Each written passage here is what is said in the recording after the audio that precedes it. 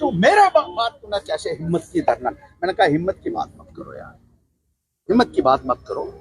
और ये काम जो है ये अपना काम ठीक है। तो वो माँ बहन पे उतराया वो, और आई स्वेयर उसने मुझे माँ बहन की गालियां दी अंदर।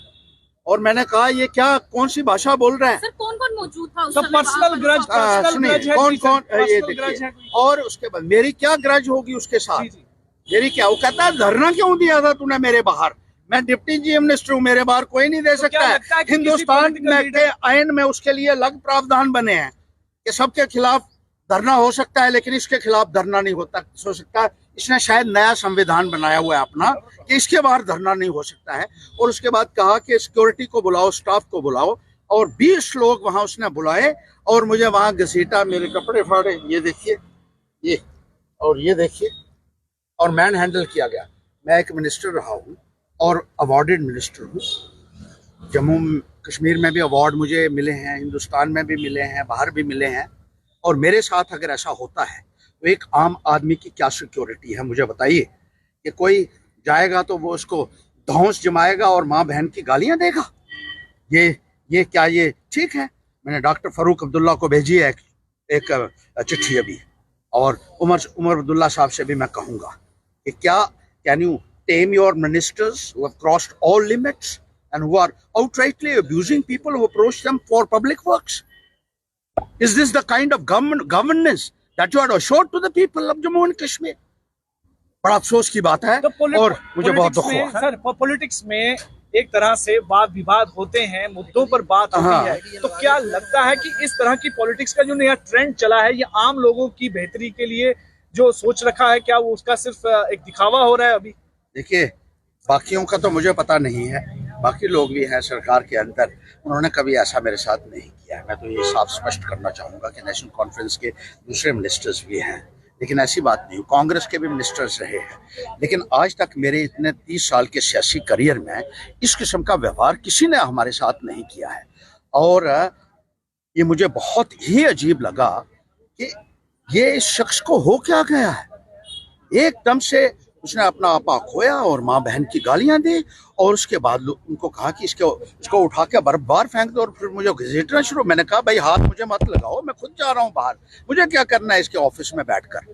तो मैं बाहर निकल रहा था तब भी उन्होंने मुझे घसीटा, फिजिकल असॉल्ट भी किया और अब्यूजेस भी किया। और मैंने अभी FIR दर्ज करवाई है यहाँ पक्का में। अगर मेरी FIR के ऊपर एक्शन होता है तो लोग भी देखेंगे, नहीं तो एक आम आदमी के ऊपर क्या होगा जब ये जुल्म करेंगे। तो ड्यूरिंग असेंबली भी नजर आई ड्यूरिंग असेंबली भी उनकी जो है वो एरोगेंस नजर कई मसलों पे नजर आई। हाँ। तो आपको लगता है कि वो उनकी काबिलियत में कहीं ना कहीं कमी है? देखिए अब मैं क्या कह सकता हूँ, अब उनकी पढ़ाई के वो पता नहीं कितने पढ़े भी हैं या नहीं है, ये मैं नहीं जानता हूँ, लेकिन हो सकता है कि सत्ता का नशा उसके दिमाग में चढ़ गया है। सर अभी 4 और वो किसी को भी नहीं मान रहे। देखिए आगे क्या होता है 4 महीने में अगर इस किस्म का व्यवहार वो करने लगे हैं।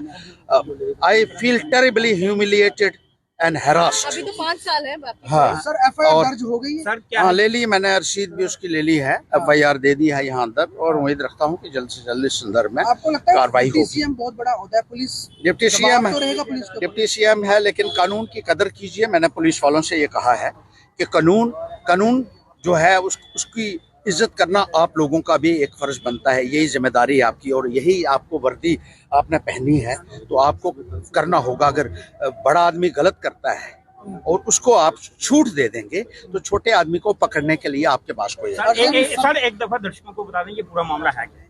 मामला यही है कि जब मैं वहाँ गया तो वहाँ मैंने एक मेमोरेंडम उनको दे रहा था 3-4 महीने पहले भी उनको एक दिया था कि सड़कों की बहुत बुरी हालत है और सड़कों के खड्डे हैं बहुत सारी, और यहाँ नगरोटा में खास तौर पर उनको बताया था यहाँ सड़कें हैं ही नहीं है। उन्होंने लिया लेकिन कार्रवाई कुछ भी नहीं हुई।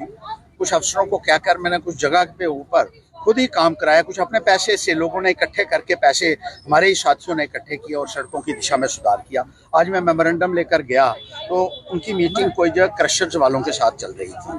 मैंने मेमोरेंडम को कहा, मैंने कहा सर मेरा मेमोरेंडम आपके पास गया? Deputy chief minister Surendra Chaudhary के पास गया। जब मैंने मेमोरेंडम वहाँ रखा तो उन्होंने उठा के उस मेमोरेंडम को नीचे फेंक दिया। मैंने कहा ये क्या कर रहे हो आप? मैं मेमोरेंडम लेकर आया। कहता तू धरने बड़े देता। मैंने कहा धरने तो एक संवैधानिक अधिकार है हमारा। उन्होंने मेरे दफ्तर के बाहर धरना दिया था, मैंने कहा आप भी जवाबदेह हैं, लोगों को अकाउंटेबल हैं। यहाँ प्रधानमंत्री के बाहर भी धरने लगते हैं, पार्लियामेंट के बाहर धरने लगते हैं, तो आप तो सिर्फ डिप्टी, कहता मैं डिप्टी चीफ मिनिस्टर हूं ना, मेरे बाहर धरना नहीं कोई लाई सकता है। मैं ये तो संविधान ने अधिकार दिया है, आपका शायद अलग संविधान होगा, मुझे मालूम नहीं था। तो उसने माँ बहन की गाली मुझे दे दी और मैंने उसको इतराज किया। मैंने कहा ये भाषा आप कहाँ से सीखी आपने, ये कौन सी भाषा बोल रहे हो, इतनी अभद्र भाषा जो है वो जायज नहीं है।